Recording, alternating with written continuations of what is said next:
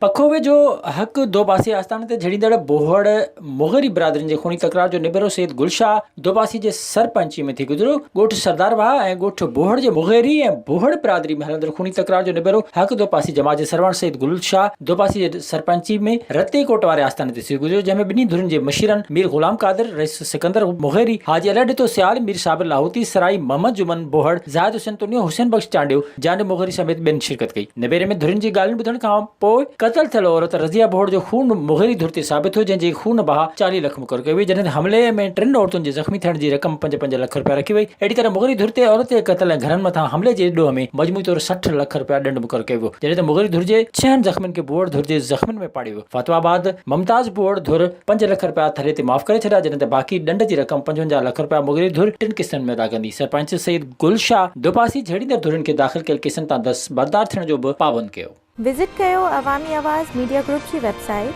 awamiawaz.pk